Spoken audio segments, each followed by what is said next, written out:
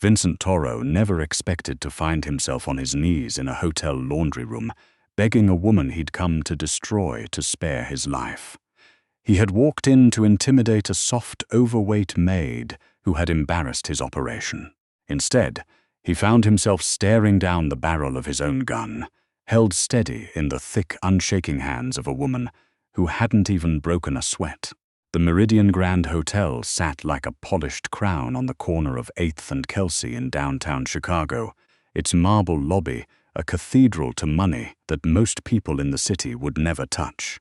On the 14th floor, the linens were Egyptian cotton. The minibar was restocked with imported spirits. The guests tipped in crisp hundreds and complained in hushed, entitled voices about thread counts. Below all of that, in the basement, Wanda Briggs worked the night shift. Wanda was 26 years old and built like someone had stacked a century of hard work into a single human frame. She was big, not apologetically big, not awkwardly big, but densely, solidly big, the way a courthouse is big. Her arms were thick from hauling industrial laundry carts stacked 4 feet high.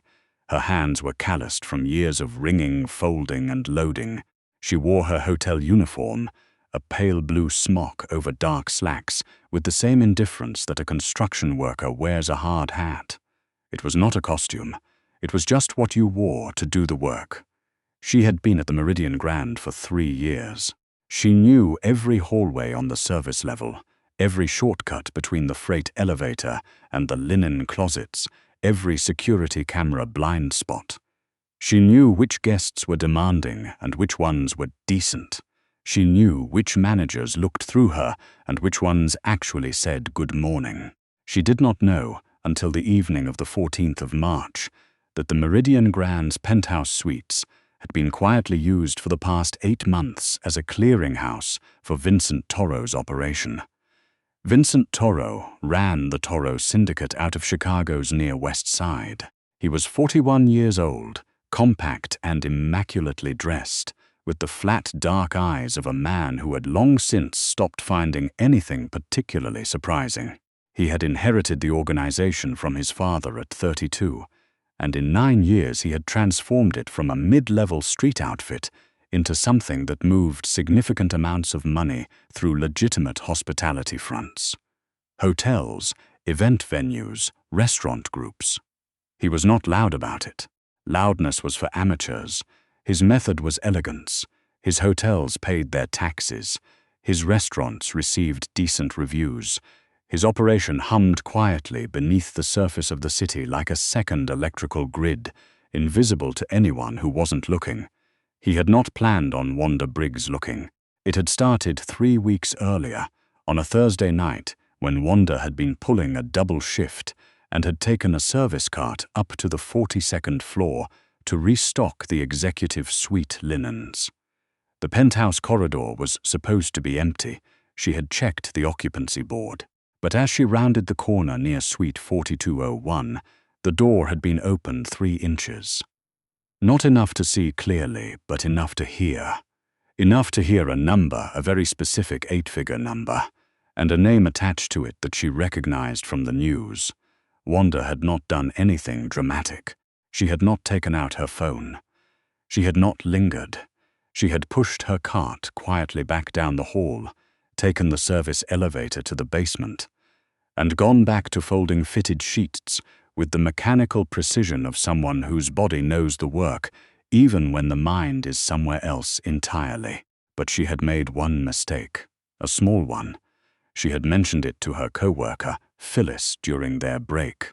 Just a sentence, just an offhand, "Can you believe it?" comment, the way people share impossible things they've accidentally witnessed.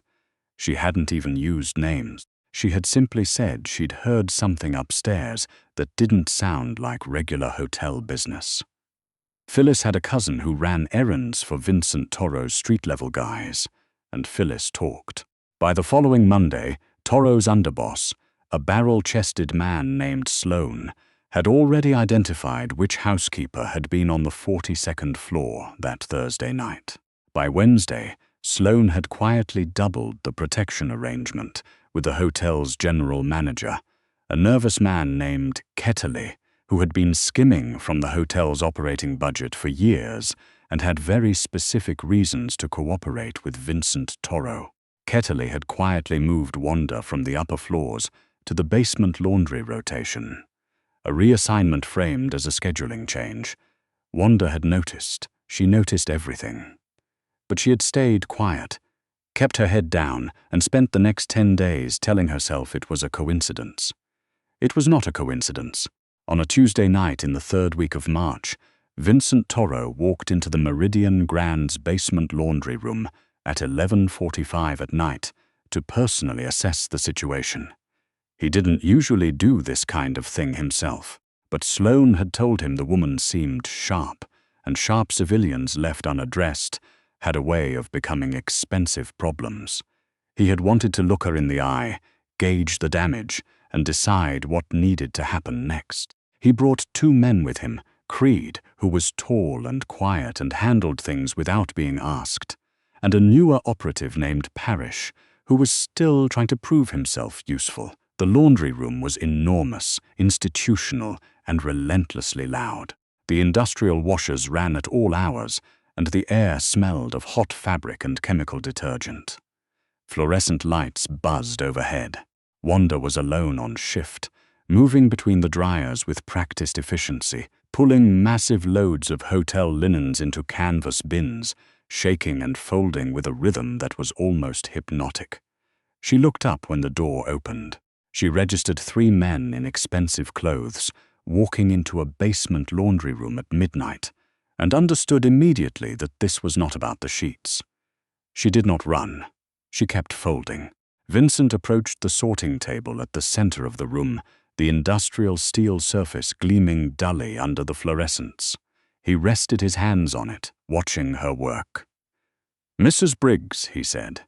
His voice was even, cultivated, the kind of voice that never needed to raise itself to be heard. "I think you know why I'm here." Wanda set down a pillowcase. She picked up a fitted sheet, began folding it with the practiced snap and tuck of someone who has folded 10,000 before it. "I know you're not here for turn-down service," she said. Her voice was flat and steady, the same tone she used to request supply deliveries and report broken equipment. Not frightened, not performing bravery, just present. Vincent offered her a thin, measured smile. "I understand there may have been some confusion about what you heard on the 42nd floor a few weeks ago. I'm here to clarify a few things." "I didn't hear anything worth clarifying," Wanda said. "I think you did." Vincent walked around the edge of the table, moving into the space of her work area with the deliberate, unhurried ease of a man who assumed all rooms belonged to him eventually. "You're a smart woman. You've been here 3 years. Excellent employee record, apparently. No trouble."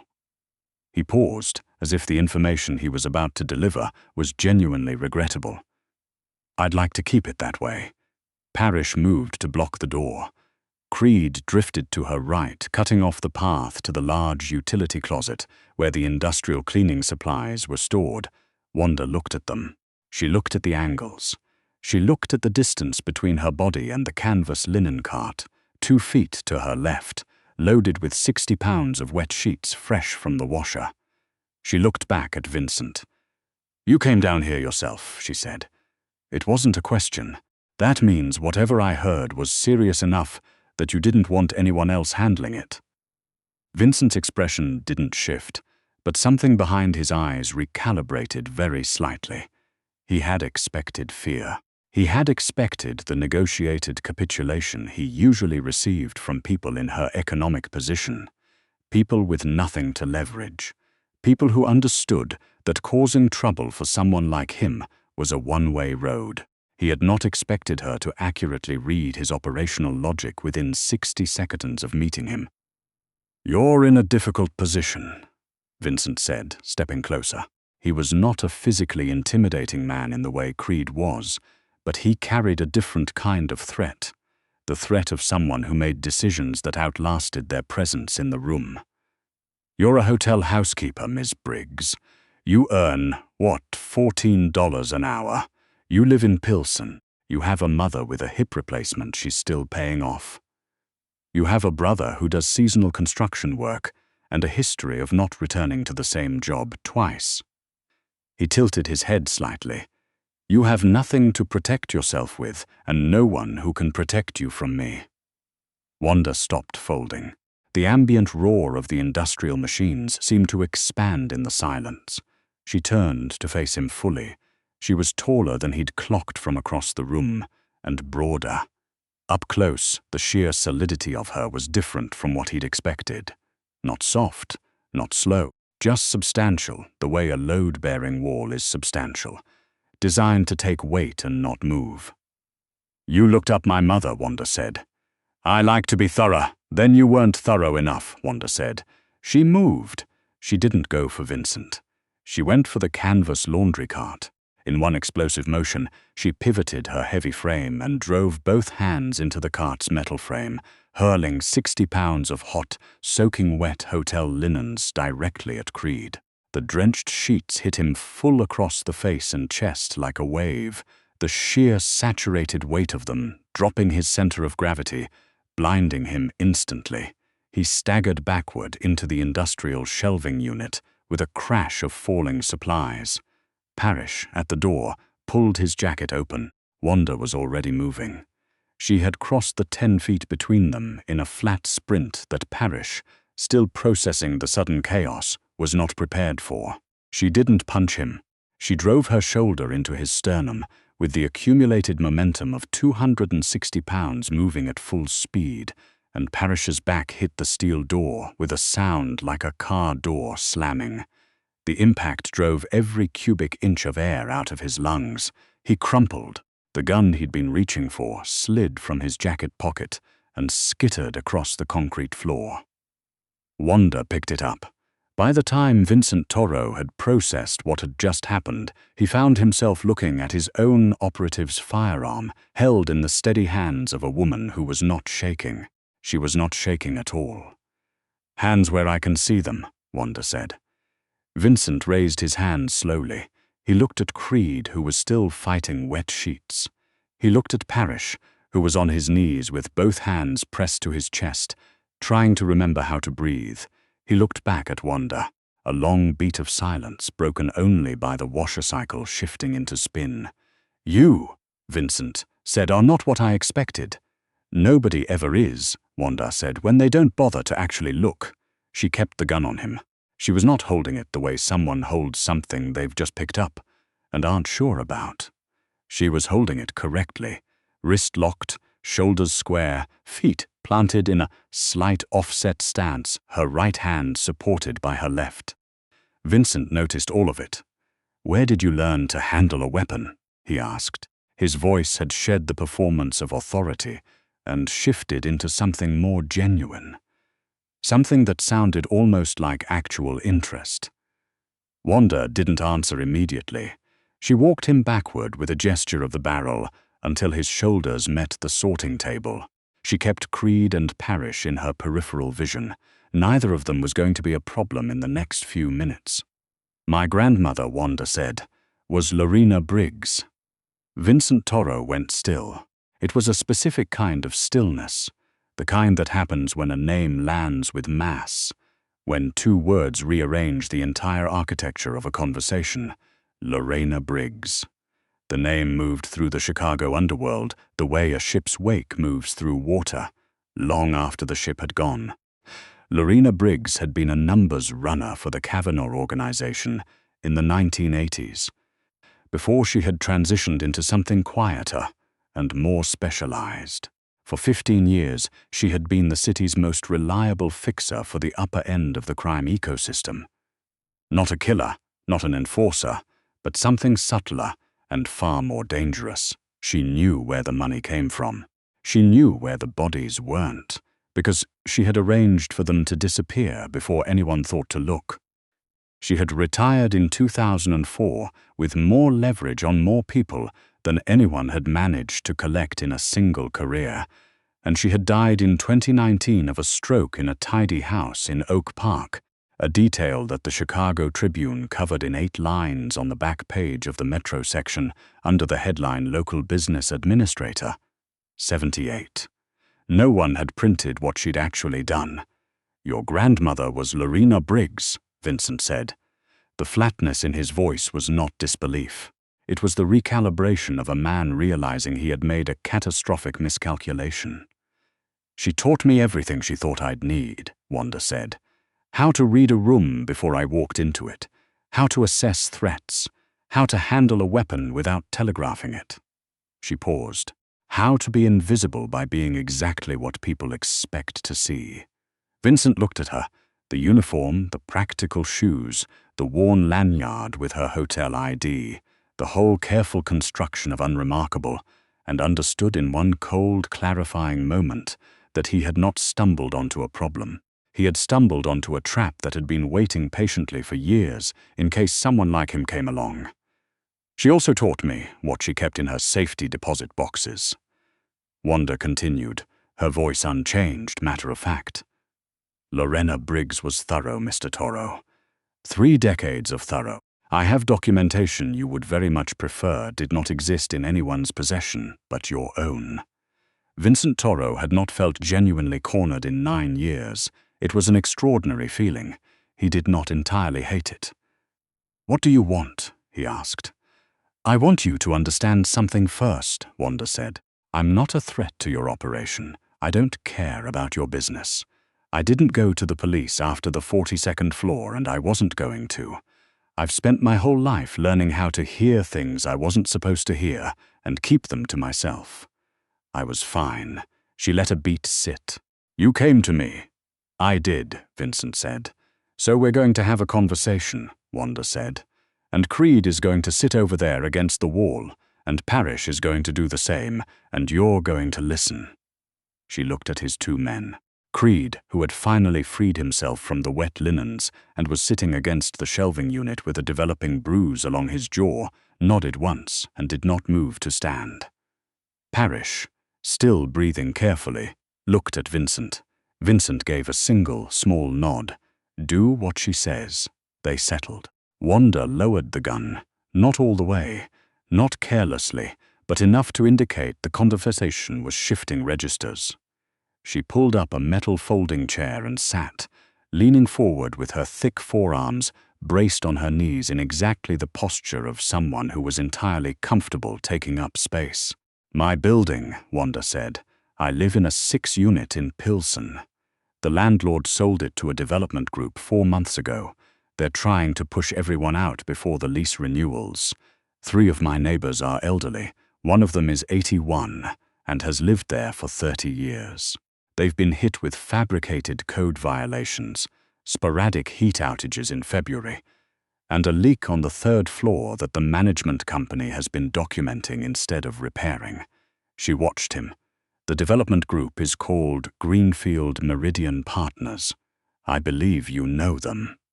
Vincent said nothing, which was confirmation. "My neighbors are leaving," Wanda said, "because they're scared and they're tired, and they don't have the money to fight it." She leaned forward a fraction. "I want it stopped. Permanently. I want the violations dropped, the lease renewals honored at current rates for at least 5 years, and I want the heat fixed before next winter." Vincent looked at her for a long moment. Then he said, "That's a very specific request. I'm a very specific person." "It's also not an unreasonable one," Vincent said slowly, as though the words were being examined before they were released. "Greenfield Meridian is a smaller piece of a larger portfolio. I can make that particular parcel more trouble than it's worth to the people managing it." "I know you can," Wanda said. "And in return, I keep my grandmother's safety deposit boxes in their current location, which is not a police evidence locker." Wanda met his eyes directly. "And I go back to folding sheets tonight, and every night after that." Vincent Toro sat with that for a moment. The washers churned. The fluorescents buzzed. Outside in the service corridor, a cart rattled past. "You could have asked for more," he said. "I'm not greedy," Wanda said. "Greed is what makes people like you come back." The smallest thing shifted at the corner of his mouth. Not quite a smile, something more considered than that. "Agreed," he said. She stood. She set the gun on the sorting table, equidistant between them, in the gesture of someone concluding a meeting. Then she picked up the fitted sheet she'd been folding when he walked in and resumed the sequence with calm, even hands. Vincent straightened his jacket. He looked at the gun, looked at her, and left it where it was. He helped Parrish to his feet. Creed stood without assistance, touching the bruise on his jaw, gingerly. They left without speaking. Wanda folded sheets until 3 in the morning. She clocked out, rode the bus home through the empty pre-dawn streets, and climbed the stairs of her building past Mrs. Odette's door. Her 81-year-old neighbor, who still had a wreath on her door from February, and went to bed. She slept immediately, deeply, and without dreaming. 6 days later, Wanda's building manager called to inform all tenants that the pending code violation notices had been rescinded following a re-inspection. The third-floor leak repair was scheduled for the following week. Lease renewal terms would be circulated within 30 days, consistent with current market rates. Mrs. Odette knocked on Wanda's door that evening with a plate of food and stayed for 2 hours talking about nothing in particular. Wanda did not tell her anything. On the 9th day after the laundry room, Wanda arrived at the hotel for her evening shift and found a plain white envelope in her locker, no name on the outside. Inside, a card heavy stock, the kind that cost money, with a single line written in clean, spare handwriting. "Your grandmother was extraordinary. So apparently are you?" VT Wanda read it once, then she folded it precisely in half, tucked it into the inside pocket of her bag, and went downstairs to start her shift. The linens weren't going to fold themselves. 3 weeks later, she found Vincent Toro sitting in the hotel's service corridor at 7 in the evening, when she came down from restocking the 9th floor. He was sitting in one of the folding chairs the catering staff used during breaks, jacket over his knee, the way a man sits when he is waiting, and doesn't want to pretend he isn't. "You shouldn't be down here," Wanda said, without breaking stride toward the linen cart. "I know," Vincent said. "This is where I work. I know that too."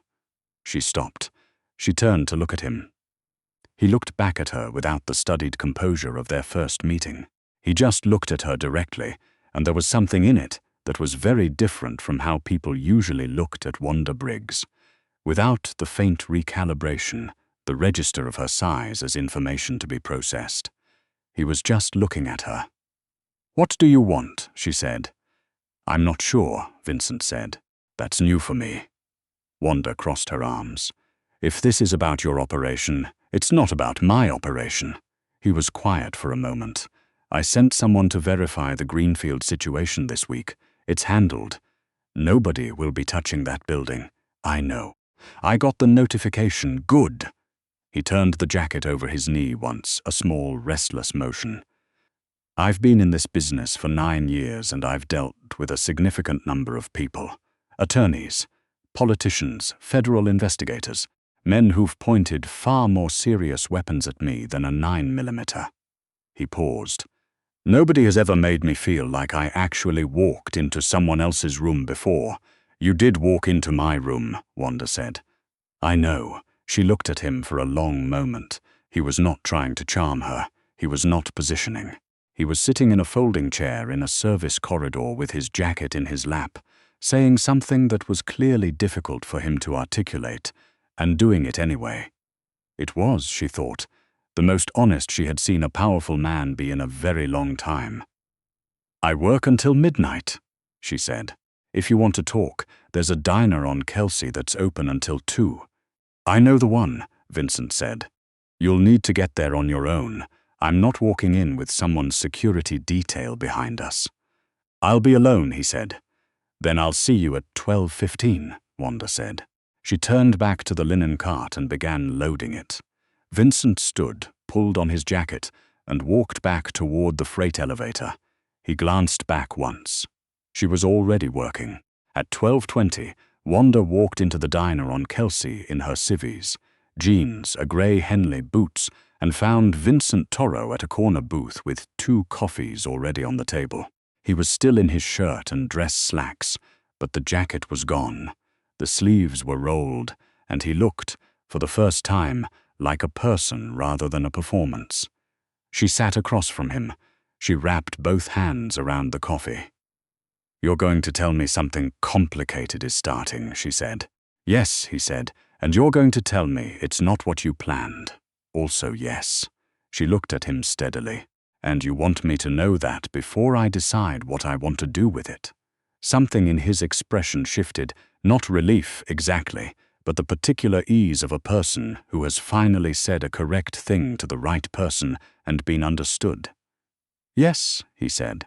Outside, Chicago moved past the diner windows in the way Chicago moves at midnight, with the heedless, indifferent energy of a city that has no particular opinion about what happens inside any given building at any given hour. Wanda drank her coffee. "Tell me," she said. Vincent Toro leaned forward, and for the first time in 9 years of running an empire built on silence, he told someone the truth about what it cost him. Wanda listened. She did not perform softness she didn't feel or agreement she hadn't formed. She listened the way she did everything, fully, with both hands taking up exactly as much space as she needed. The coffee got cold. Neither of them noticed.